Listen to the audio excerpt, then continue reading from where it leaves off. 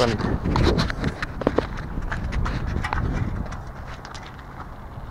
Fight with these. Use a finger.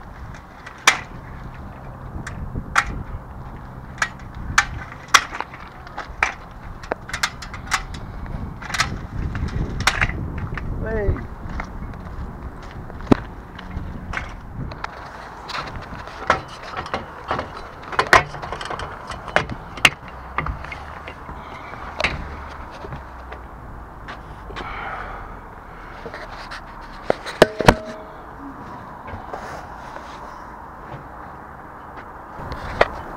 So, start first at the anchor,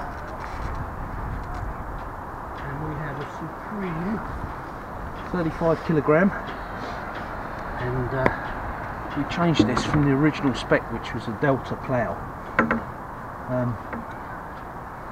and we put a swivel on and an extra tie just to make sure it doesn't disappear over the front.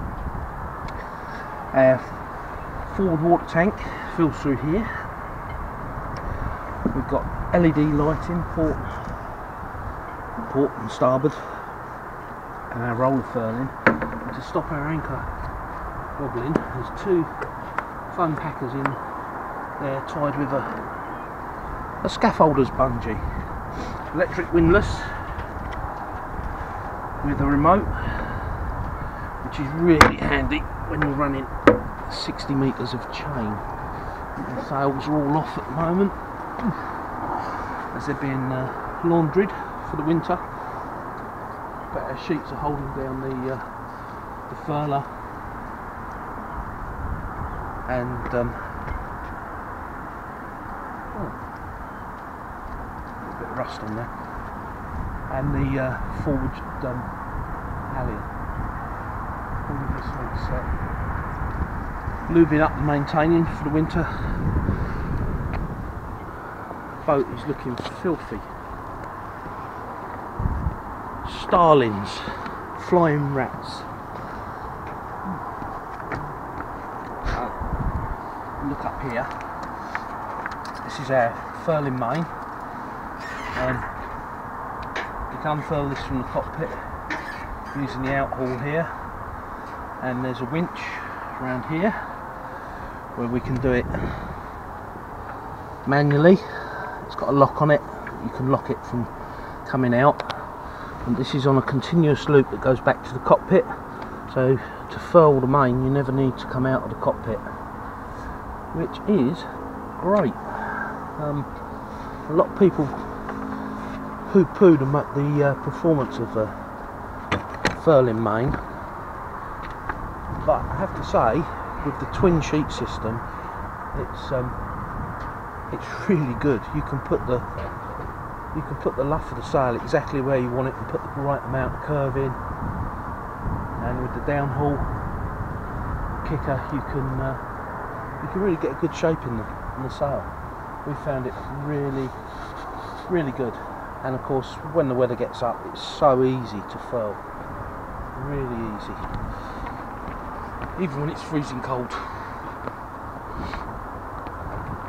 So, twin sheet system. We have two sheets. From midpoint in the boom, they both go down through pulleys, back up again to give you a mechanical advantage. They run forward under the kicker and then back into the cockpit.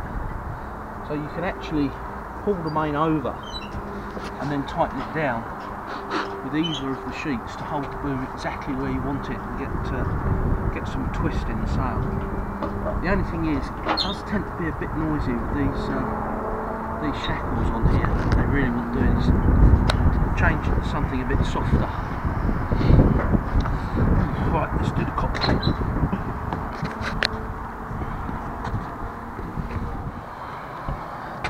So in the cockpit we have Lumar self-tailing winches for the sheets for the foresail, and we have these which I fitted, and I adapted the cars on the foresail so that we can trim the cars fore and aft while the sail is out. and that allows you with the blade sail to get the right amount of curvature and get the slot between the main and the foresail exactly right. It's really important on a modern boat to have these high aspect ratio foresails, and it's all about getting the air through the gap and accelerating it across the main to get the speed that you need and the power where you need it. Most of the new boats now have that type of high aspect ratio or blade foresail. So everything, all our lines are up out the way at the moment, but everything comes back to these winches. You see we pushed them up under the canopy for the winter, stop them going green. We've got our spinnaker halyard, our main halyard, a topping lift which we never use because we've got a gas strut kicker, our main sheet. Well, we've used the topping lift to lift the dinghy up. Yeah, use the topping lift to lift the dinghy on, and then the vang or the kicker, which is to say is a gas strut, and two nice big Lumar 30s up the top, one on either side. Again, all these lines are up out the way. This side we've got the clutches are for the Genoa or foresail halyard. These two are the out haul for the mainsail, out haul and the in haul, and then of course the other sheets for the main. And our canopy, which when we originally got the canopy it was another 6 inches higher, and the struts between the perspex, which is filthy dirty as well, were just so wide you couldn't see out of it, and we'd asked for it to be custom built, and unfortunately it wasn't. It was just off the shelf, and we had to have it altered, but it works fine now. And of course it all folds down and folds forward when the weather's nice. And actually the perspex on here, plastic, is really clear when it's polished up, but obviously the boat's been out of the water for a few months now, and the rain's got to it. So let's look at instruments. Let's start with that table.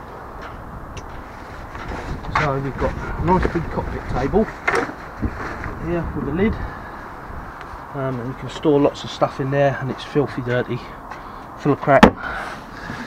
Big 135 Pastimo compass, which is backlit, and then our Garmin 8200, and this is a really nice piece of kit. You've got to keep the software updated on it, which is fairly easily done through these cards here. You just go on the website and download the latest software. But with these modern plotters, as they develop them, the software needs tweaking, and this one's been really good. So we have our charts on there. Where are we? Navigation charts, 3D charts, fishing charts, and our radar overlay. Let's go to navigation chart first. Oh look, we're up on the hard. We can zoom right in, show where we are. We can't see that on here. It's flickering. It's flickering, that will do. Oh, apparently we're in 5.7 metres of water on the hard. And you can set up all these different windows to show stuff. You go back to the home page, and that's the sonar. We can do it either by graph, or we can record it and play it back later. We've got our radar, which is spinning up. Put our radar overlay on, and you can see our radar kicks in, and this is Garmin's digital radar, and it really is quite good.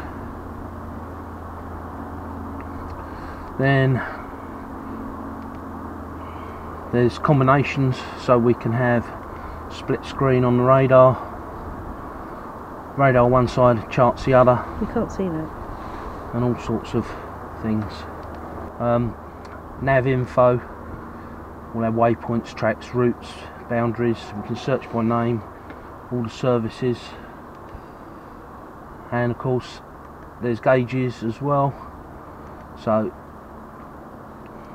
this gives us our compass, and then course, distance to next waypoint and next turn point, depth, and GPS position. This gives us our engine instruments, and this gives us all the wind details. Really quite good. So then let's turn that off. Over here behind the wheel, I don't know if you can see them, Cindy, can you? Behind the wheel we have our compass and autopilot.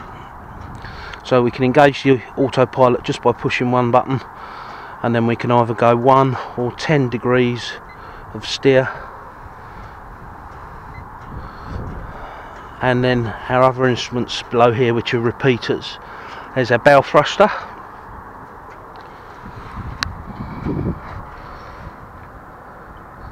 So green to go to starboard, red to go to port, and it's on and off, and it cuts out after 2 minutes if you don't use it. Down here is the plug for our extra helm position radio.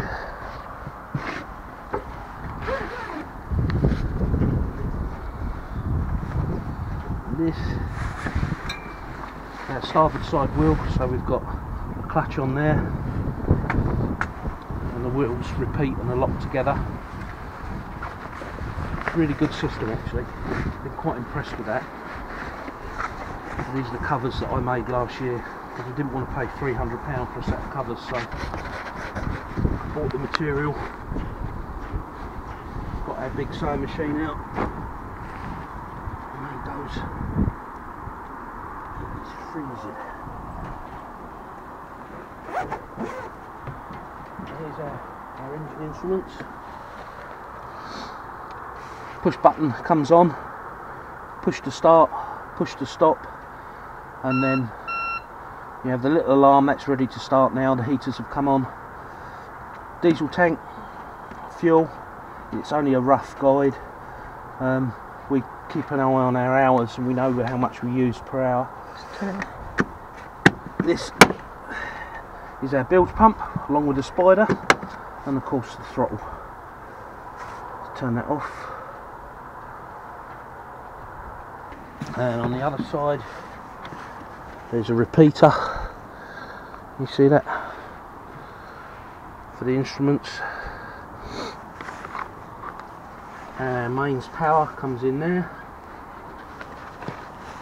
Mains power comes in there, and our solar panel power goes in there as well on a socket. This is our backstay tensioner, which has come off in the wind.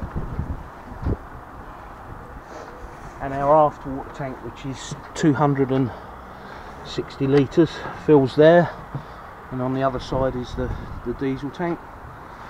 And this is our furling line, all filthy and green where it's been out in the water. Rain. Rain, yeah, needs cleaning off. And of course we've got our big bimini, which runs full length of the boat over the top of the spray hood. It's got a window in it so we can trim the sails, and we made a back panel that comes in at the back here, so that if it's raining or the wind's from behind, we can put this panel in. It's got a window in it. I put a window in it, and it encloses all the cockpit if we're sailing in the pouring rain. So what else have we got? Oh yeah, this, on the owner's version you get this huge lazarette, which is full of all our fenders at the moment. There's 8 big fenders, a ball fender and our super big ball fender. We've got speakers out the back here which repeat our radio from downstairs, which we can control from up here by remote. And then on this side is the shallow lazarette where we keep our spare anchor and our flares and cleaning stuff, other bits and pieces. Most of it's at home at the moment for the winter, but that's quite handy. And there's a window that goes down into the aft cabin there. I think I showed you on the last video, you can actually look up from the aft cabin into the cockpit at night.